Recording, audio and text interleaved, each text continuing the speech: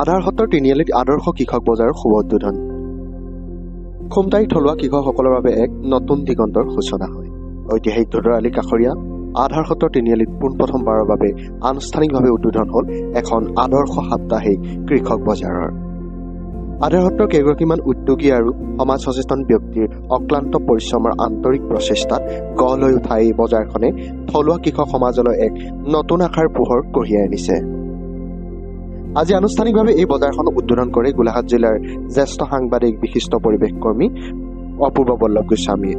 উদ্বোধনী অনুষ্ঠানত স্থানীয় গণ্যমান্য ব্যক্তি, কৃষক আৰু বিভিন্ন শ্ৰেণীৰ ৰাইজৰ উপস্থিতিত বজাৰখন শুভাৰম্ভ হয়।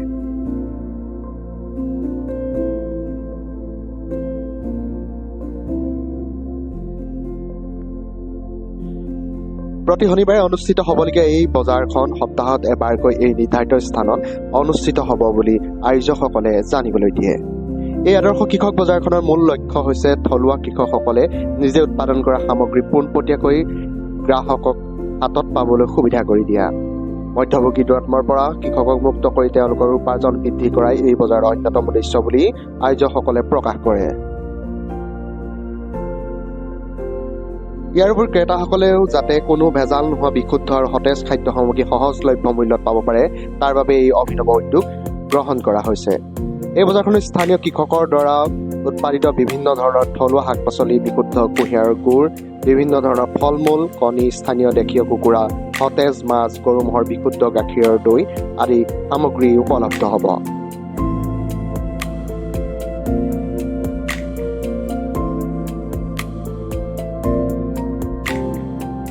ৰাসায়নিক সাৰ আৰু কীটনাশক ঔষধ বৰ্জিত প্ৰাকৃতিক পদ্ধতিত উৎপাদিত এই সামগ্ৰীসমূহ স্বাস্থ্যসন্মত আৰু পুষ্টিগুণেৰে ভৰপূৰ হোৱাৰ বাবে ভোক্তাসকলৰ মাজত ইতিমধ্যে বিশেষ আগ্ৰহৰ সৃষ্টি হৈছে।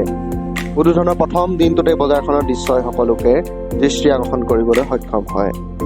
বিভিন্ন অঞ্চলৰ কৃষক বিক্ৰেতাসকলে নিজৰ উৎপাদিত সতেজ সামগ্ৰী লৈ বজাৰত উপস্থিত হয়। প্ৰতিকূল বতৰ হোৱা স্বত্বেও ক্ৰেতাসকলেও উৎসাহেৰে বজাৰলৈ আহি সতেজ খাদ্য সামগ্ৰী ক্ৰয় কৰা পৰিলক্ষিত হয়। বিক্ৰেতা আৰু ক্ৰেতাৰ উভয়ৰে মাজত এই বজাৰখনক লৈ যথেষ্ট উৎসাহ উদ্দীপনা পৰিলক্ষিত হয়। উল্লেখ্য যে খুমটাইৰ ঐতিহাসিক ধুদৰালি অঞ্চলটোত ইতিমধ্যে সাংস্কৃতিক আৰু ঐতিহাসিক দিশৰ পৰা অতি গুৰুত্বপূৰ্ণ।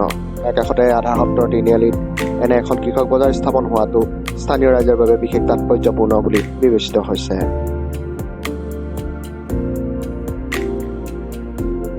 বজাৰ পৰিচালনা সমিতিয়ে আশা প্ৰকাশ কৰিছে যে এই বজাৰখনে ক্ৰমান্বয়ে আৰু বৃহত্তৰ ৰূপ ধাৰণ কৰিব আৰু অধিক কৃষক তথা ক্ৰেতাই ইয়াত অংশগ্ৰহণ কৰিব পাৰিব।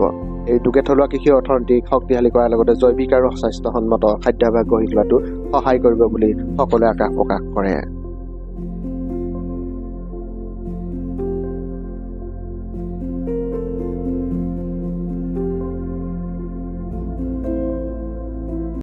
আজি এই আধাৰ সত্ৰৰ যিখন আদৰ্শ বজাৰ আমাকে মাতিছিলে উদ্বোধন কৰিবলৈ, গতিকে আমি অত্যন্ত সুখী।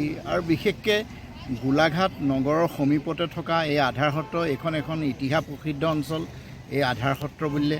আৰু এই আধাৰ সত্ৰৰ য'ত আজি সাপ্তাহিক বজাৰখন আৰম্ভ হৈছে এইটো ধুদৰালি, ঐতিহাসিক ধুদৰালি কাষত। আৰু এই অঞ্চলটো এটা সময়তো আহোম যুগতো বেপাৰ বাণিজ্য অঞ্চল আছিলে, যেনেকৈ আজি ব্ৰিটিছ পিৰিয়ডৰ যদি আমি আৱৰঘাটৰ কথা কওঁ। গতিকে এই অঞ্চলটোত বিশেষকৈ কৃষিপ্ৰধান দেশ।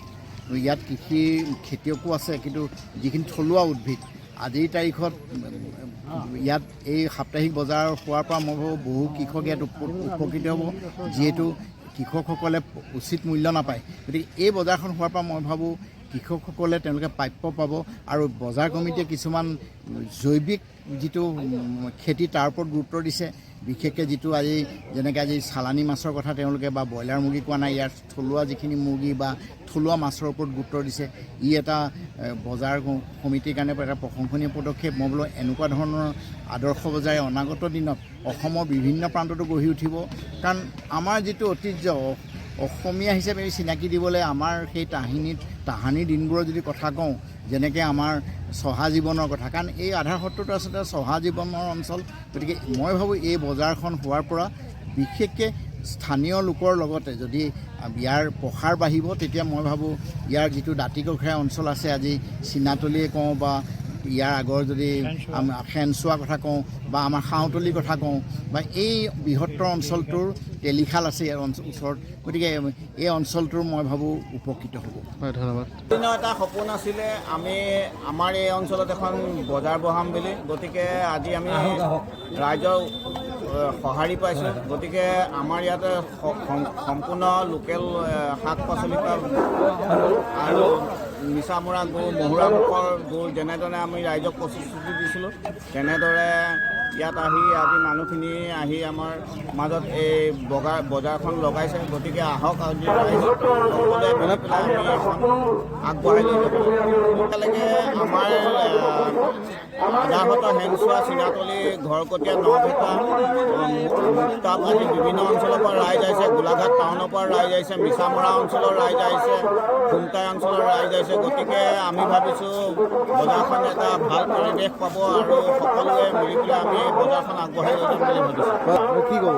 আমি ইয়াত যিখিনি ধনচিপাত উৎপাদিত সামগ্ৰী, শাক পাচলিৰ পৰা ধৰি মিছামৰা যি এটা চেনি নথকা গুড়, মহুৰা মাছৰ মাছ, সেই সতেজ বস্তুখিনি ইয়াত আমি ৰাইজে উলিয়াইছে। গতিকে আমি ভাবিছোঁ এখন আদৰ্শ কৃষক বজাৰ হিচাপে আমি সেইকাৰণে নামাকৰণ কৰিছোঁ, যাতে আমি সম্পূৰ্ণ বস্তু এটা মানে যিখিনি আমাৰ লোকেল ঘৰুৱা বস্তু সেইখিনি আমি ইয়াত উৎপাদিত কৰি ৰাইজক আমি যোগান ধৰিম বুলি আশা কৰিছোঁ।